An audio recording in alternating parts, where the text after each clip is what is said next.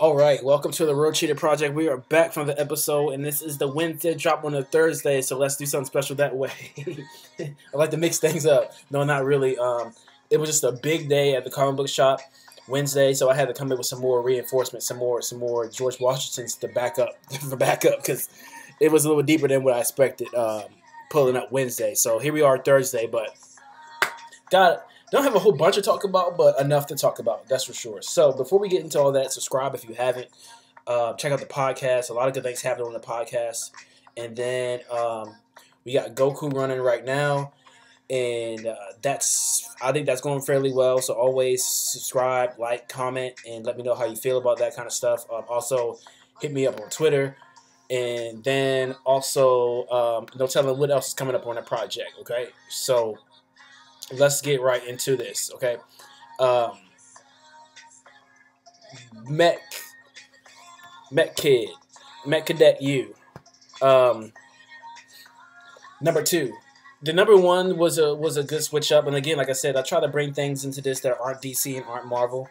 Um, Mech Cadet U is not really giving me a whole bunch to talk about. It's kind of in the middle road, but if you can't tell from that screenshot, the colors in this thing are fantastic.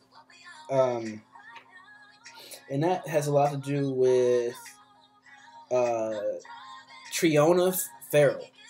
But other than that, this I'll be missed to say that the story wasn't interesting and that the art didn't follow. It's just I just don't know exactly what level I'm going to get here. You know, like, is it going to be Gundam Wing or is it going to be, like Rock'em Sock'em or just or like some kitty shit? I don't know just yet. So if you look at this book, you can go either way with that. So that's why I'm kind of up in the air about this. But the foundations here, and there is some cool things that happen, but it's not anything completely mind blowing. So I'll give the cover a 8 out of 10. Um, I'll give the in book art a um, uh, 7 out of 10, and then I'll give the story a 7 out of 10. I'm just not completely blown away by what I got here, but we're gonna let this hang around for a little bit longer. Maybe it'll surprise us, but I'm not exactly sure what to expect. Everything else that we're gonna talk about going forward, like here shortly, like in this episode, I can kind of expect. I can kind of gauge, where we're going as far as action wise and intensity wise and tone. I have no idea any of those things is happening in this. So tone, action, intensity. I don't know what direction they're going with this. So we'll just have to see what's up with that. All right. So that's Mech. That's Mech Cadet U. But I don't completely dislike it. It just raises a lot of questions for me. But anyways, pushing forward. ACCELL number 4. ACCELL is the complete opposite because it is Line Forge. Shout out to Line Forge and their Flash character. ACCELL is giving me a lot more than Mech Cadet U did, and I'm really like the direction ACCELL's going in. Now we're starting to see supervillains pop up, or just regular villains. I don't know if they're supervillains just yet, but they're villains nonetheless, with superpowers, and we just and this is an emotional trip because we see him struggling. We see him struggling with the burden of his power set and dealing with normal life in between his superhero interactions. And the art in here is really legit. I really like the art in here. It's really animated out. And then not even just animated out though. It's kind of got some like an invincible tone here as far as the art designs goes, and you see the main character struggling with everyday life, like normal life, like walking in the street with his girlfriend. He's like, man, this is moving too slow. As far as the actual me movement, like this shit is boring. Like so it's pretty interesting, and I'm really liking the momentum that is picking up on ACCELL. So if you haven't got on ACCELL, I would do that. And then I just really like the tone that I got with this book. So, ACCELL number 4, the cover, I'm not too in love with the cover. I'll give the cover a 7 out of 10. But the in-book art, man, I'll give a 9 out of 10 on in-book art. And the story, I also will give a 9 out of 10. So, you know, what about that? All right, so those are off the beaten trails. X-Men Blue came out. We're going to talk about X-Men Blue on the podcast side. I didn't talk about Astonishing X-Men on the last podcast episode. We talked about something totally different on Tuesday. We kind of skirted on last Tuesday, but I will be doing another Push Forward Tuesday, and Astonishing X-Men and X-Men Blue will be a part of that at some point. I'm kind of, like people guessing of what's coming up next. The only thing that's really consistent is Goku right now, and then maybe Wednesday, but then I'll fuck it up and do it on Thursday. So how about that? So I like to keep people guessing in that sense. But the next Push Forward Thursday on the podcast side, we will be talking about those 2 comic books and maybe even some more comic books. We'll see. It's getting close. At the end of the month, I am going to do a comic book award show. I haven't decided whether or not I'm going to do it here on YouTube or do it on the podcast, but it's going to happen. So there's a lot of good things to talk about this year as far as the comic books that came out and all the stuff that we've been talking about so far. So it's been pretty legit as far as the content, the quality of stuff that's coming out so far. And also got a good interview done today as far as comic book history and things like that. So and comic book emotions. So can't wait to have that on the podcast side for people to enjoy. So, and hopefully, that's the thing. All this stuff just kind of ties all in together, So, here we are. Now let's talk about something very, very interesting to me, and that is Superman Action Comics number 987.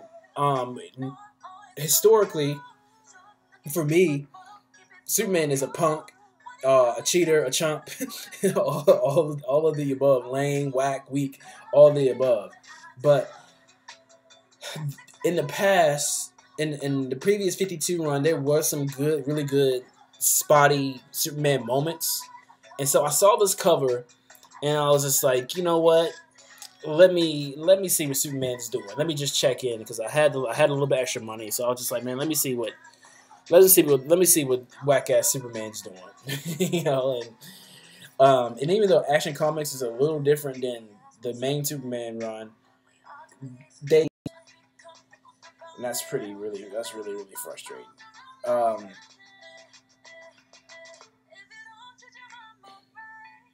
I keep getting cut off on my streams, so this is not anything I'm doing. I'm not exactly sure what's going on. So I guess this is how things are from here on out.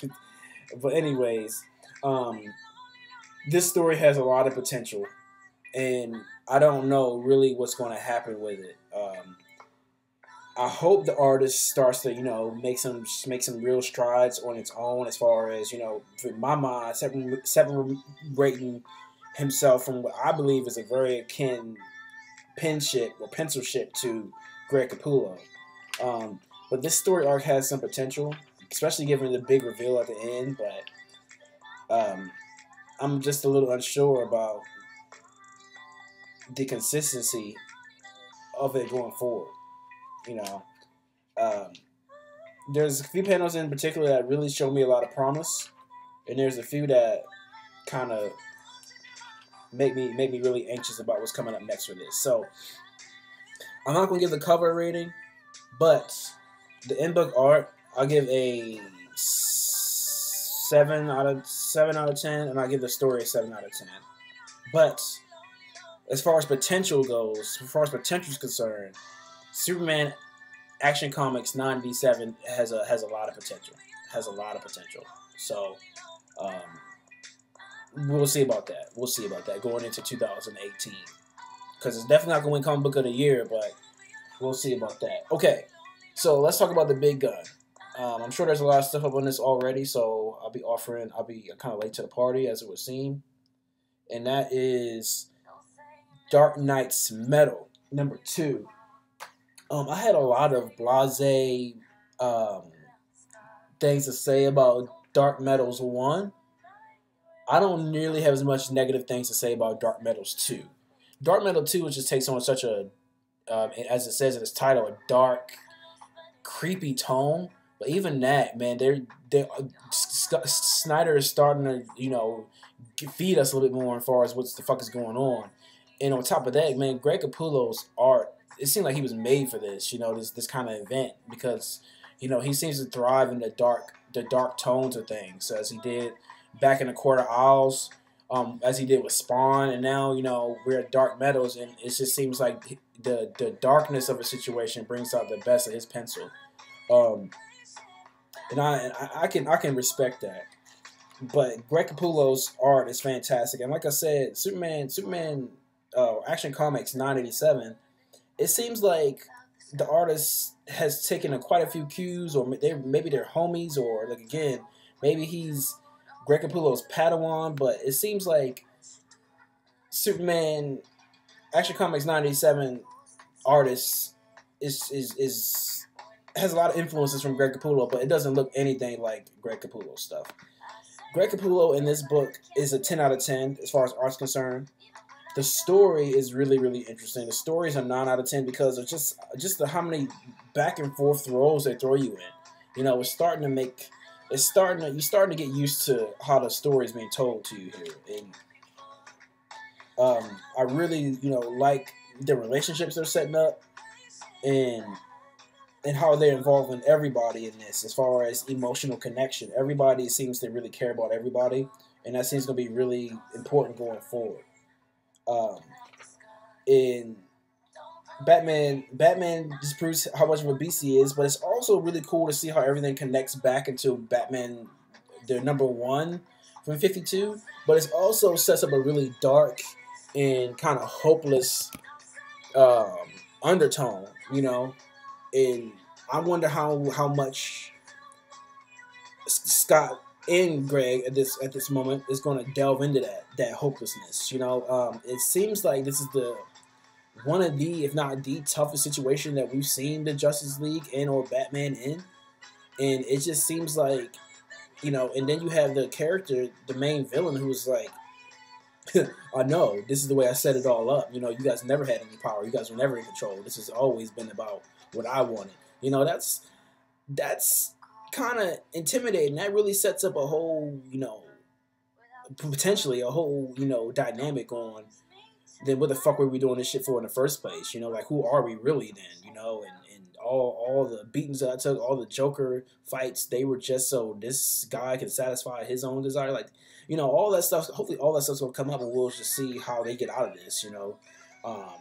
But I shitted on the whole multiverse thing, and I'm still not a big fan of the whole multiverse thing and how all that's panning out. But as a standalone comic, in tones and themes and art and outright story, this is really good. This is really good. I'll give it depends on what cover you fuck with though, because I'm sure there's a bunch more covers out there, and I'm a sucker. I got 3 different covers.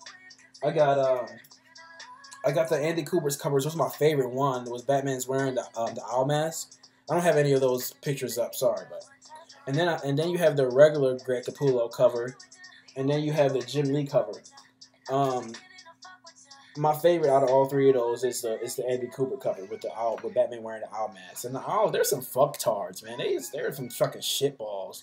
And I wonder if we ever going to really get by the end of this what their real deal is, and why there's such turds, like I don't know, and that's the one thing that's confused me about the story too, though, is their involvement, because in the whole Court of Owls thing, it seems like they were the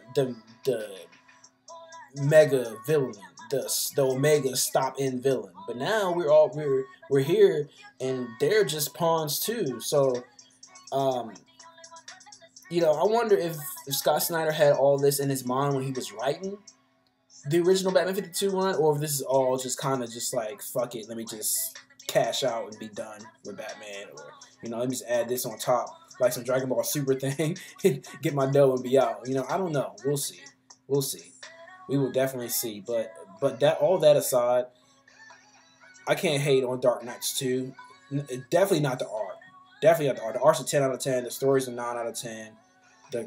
You know, pretty much any cover that you pick up, it's gonna be a 9 out of 10. Once again, I think Jim Lee falls at the bottom on this one. Honestly, I think it goes in this particular week. It goes Andy, Greg, then Jim. Whereas last month, it went Greg, Jim, then Andy in my mind, or maybe not, because maybe Andy had that Tyrannosaurus Rex one, but I don't think I bought that one. But anyways, we'll see. I don't know. I'm getting confused. I record a lot. All these episodes and they blend together, and we're getting to a lot on a project. So, hopefully all that made sense. And again, I don't know why my feed be fucking around and cutting in and cutting out and all that extra shit. So, not particularly in love with all that, but it seems there's nothing I can do from this end. I hit the button, I try to make things happen the way it's supposed to, and then here we are. So, but anyways, that will do it. Let's see. Again, subscribe if you haven't. Hit me up on Twitter for any comments. Do you agree? Do you disagree on the books that we talked about this week? What books are you excited about? What have any questions about things that we talked about in the past? You know, and then also, you know, Goku's kicking it live on the project right now. And then, yeah, the level up is real. There's a lot of things happening in this world, and, you know, time and family just seems to be getting more and more important. And, you know, also, you know, finding your mode, you know, your place of satisfaction, your place of serenity that's outside of any kind of addiction, you know, that isn't quelled by alcohol or porn or food or, you know, or anything, or obsessing over anything that's not conducive for the long term, you know. So how do we get there? We're working on that. I'm not exactly sure in most cases, but, you know, I try to offer my ones and twos on that stuff, you know, here and there. Podcast. Check me out on the podcast. Everything should be linked up, iTunes, Stitcher, and then next, I can't promise you I'm going to see you next Wednesday. I can't promise that, but there will be another Wednesday where we'll talk about more comic books coming soon, and nothing's going to lapse. It's never going to lapse more than a month or anything like that for Wednesdays, but, you know, it's more closer to every other Wednesday than it is every Wednesday, but I don't know. We'll see. Maybe I'll come up on a money bag or something like that. So, anyways, really interesting week, to say the least. X-Men Blue, I can give you a little bit on X-Men Blue right now. I'm really wasn't impressed with X-Men Blue. Like, I don't know if X-Men Blue was falling off or what, but I'm not. X-Men Blue was the least performer in this stack. It was the one that performed the absolute worst out of all these comic books. So I have some strong things to say about X-Men Blue on the podcast, and we'll just check you next time on the World CHEETAH Project. Thank you so much. Subscribe if you haven't, and then yeah, everything is coming at you. So stay tuned. All right, thank you so much.